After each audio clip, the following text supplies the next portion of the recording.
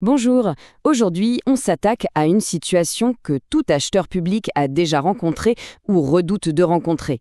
Comment sortir d'un marché qui tourne mal sans que la solution qu'on trouve ne devienne au final un problème encore plus grand?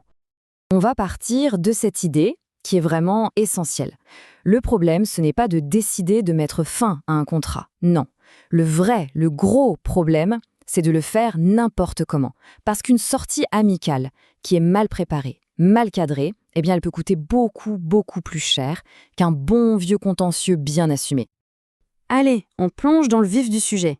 Voyons ensemble pourquoi une sortie mal gérée peut très vite se transformer en un véritable piège pour l'acheteur public. On connaît tous ce scénario, pas vrai?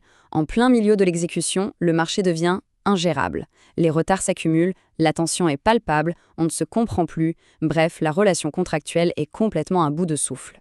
Et face à ça, la réaction humaine, quasi instinctive, c'est quoi? C'est de se dire, bon, allez, on va trouver un accord, on se serre la main, et on n'en parle plus. C'est cette envie de simplifier, de vite tourner la page. Mais voilà la question qui tue. Dans le cadre très formel de la commande publique, est-ce que cette simple bonne volonté de se mettre d'accord, ça suffit? La réponse, on s'en doute, est un grand non. Et c'est justement là que les ennuis commencent. On attaque maintenant le cœur du réacteur, ce fameux piège juridique qui se cache derrière une intention qui pourtant était bonne au départ. C'est cette confusion terrible entre un vrai accord amiable, bien construit, et ce qu'on pourrait appeler un renoncement silencieux. Là, on a vraiment deux chemins qui n'ont rien à voir. D'un côté, il y a la voie royale, l'acte juridique clair, assumé qui protège. Et de l'autre, on a le marécage, l'accumulation de concessions floues qui expose l'acheteur à des risques énormes pour l'avenir. Le premier chemin résout un problème, le second en crée un nouveau, et souvent bien pire. Alors concrètement, comment on sait qu'on est en train de déraper vers ce renoncement dangereux? Les signes sont assez clairs en fait. Ce sont ces échanges de mails qui n'en finissent pas, qui n'aboutissent à rien de formel. Ce sont des promesses vagues. Et puis, le grand classique, la petite indemnité qu'on verse juste pour avoir la paix, sans aucun cadre. Tout ça sans un protocole écrit et signé, c'est une bombe à retardement.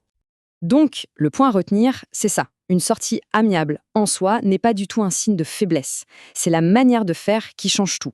Si elle est ambiguë, si elle n'est pas assumée comme une vraie décision administrative, si elle est mal formalisée, alors là, oui, c'est sûr, elle affaiblit énormément la position de l'acheteur. Et ça, c'est une nuance fondamentale.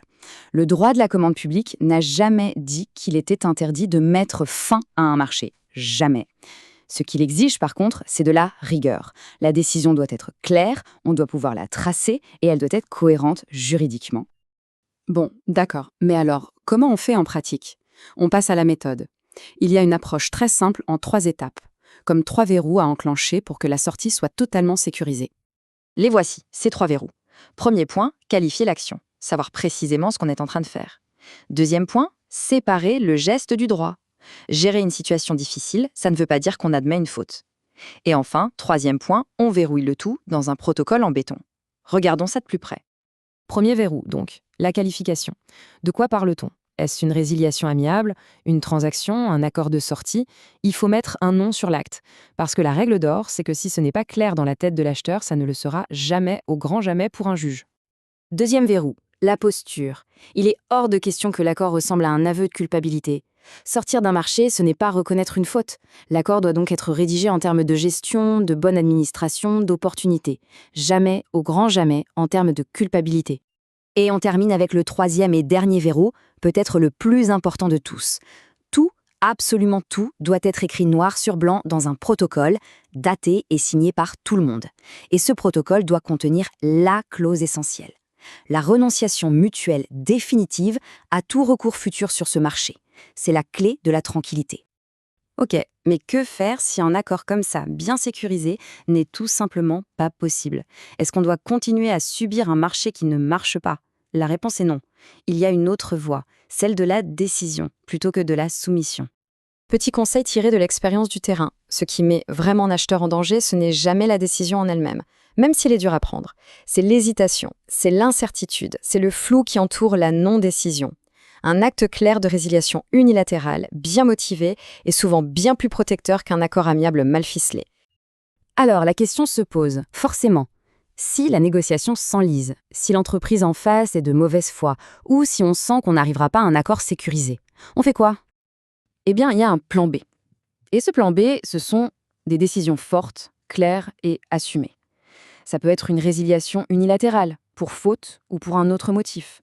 Ça peut être d'invoquer un motif d'intérêt général. Ou alors, ça peut être de se préparer au contentieux, mais en y allant franchement, avec un dossier solide sous le bras. Le principe à retenir, il est là, et il est fondamental. Mieux vaut une décision unilatérale forte, même si elle mène au conflit, qu'un mauvais accord, un compromis bancal qui ne fait que repousser le problème et augmenter le risque. Et pour conclure, s'il y a une chose à garder en tête, c'est ça. En commande publique, l'action n'est pas le problème. On a le droit de sortir d'un marché. Ce qui est sanctionné par le juge, par les contrôles, c'est l'improvisation. C'est de sortir d'un contrat sans savoir ce qu'on fait, pourquoi on le fait et comment on doit le faire dans les règles de l'art. Si ce genre de situation très concrète, ancrée dans la réalité de l'exécution, fait écho à votre quotidien, eh bien pensez à vous abonner. Ici, on ne parle pas de la théorie des manuels, mais bien du droit appliqué, de la vraie vie des contrats. Merci et à très bientôt.